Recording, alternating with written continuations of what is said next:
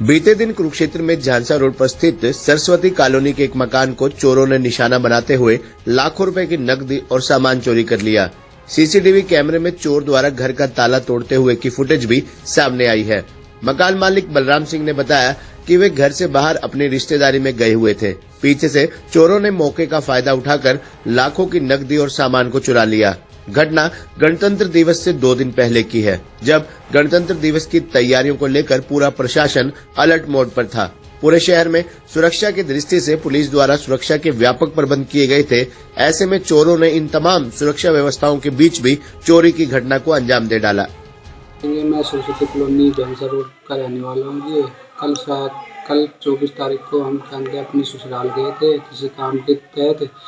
तो वहाँ से सुबह सर मैं ससुराल से अपनी दुकान पे आया, तो दुकान पे ना भाई के अंदर सुबह मंदिर जाता है, तो इसकी नज़र पड़ी होगी कि भी गेट खुला हुआ है। तो सर इसने ना मेरे को बताया भी तो जल्दी आ गए क्या अभी घर से। तो मैंने बोला नहीं मैं तो ससुराल था।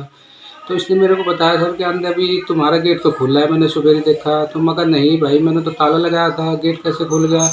तो फिर मैंने पड़ोस में फ़ोन करवाया कि अंदर भी हमारे घर देखना भी वाकई में भी गेट खुला हुआ है क्या। तो पड़ोसी ने देखा भी आगे भी के अंदर वाकई में तुम्हारा तो सारा के अंदर सामान बिखरा पड़ा भी चोरी होगी तुम्हारे घर। तो सर मैंने आगे देखा तो वाकई में सारा खुला पड़ा था, जो ज्वेलरी वगैरह थी भाई कैश वगैरह नकदी पड़ा था, सारा कुछ ले गए वो। तो पुलिस प्रशासन को आपने? सर पुलिस प्रशासन में हमने 112 नंबर पे डायल किया था। फिर उन्होंने आगे क्या अंदर जो उन्होंने पूछा भी कौन से थाना लगता है, मैंने बताया भी कृष्णा गेट चौकी लगती है। उनको वैसे भी पता चल जाता है लोकेशन के हिसाब से। सर फिर वहाँ से आए थे क्या अंदर एसआई नवाब सिंह आए थे। फिर उन्होंने इंक्वायरी नसीब सिंह, तो उन्होंने इंक्वायरी भी करी के अंदर अपना लिख के ले जो भी था उन्होंने लिखवा भी साइन करवा के ले गए। फिर उन्होंने मेरे सामने फ़ोन भी किया था भाई क्राइम ब्रांच वालों के पास भी ऐसी घटना हो गई यहाँ सरस्वती कॉलोनी में यार भाई फिंगरप्रिंट वगैरह जो भी आपको लेना भी आपको आना पड़ेगा।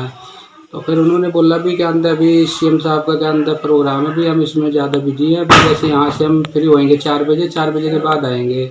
सर उसके बाद फिर हमने वेट भी करे। फिर दोबारा मैं के अंदर थाने में भी गया तो नवाब सिंह वहाँ पे मिले नहीं। मैंने फ़ोन भी किया उनके पास, तो कह रहे भाई बलराम, मैंने फ़ोन किया उनसे, बात भी करी क्राइम ब्रांच से। तो कहने लगे कि भाई के अंदर शायद क्या अब तक कल ही हो आपका काम, भाई आप ऐसा करना भी उस कमरे में न सोना के अंदर, न किसी चीज़ को अभी हाथ लगाना।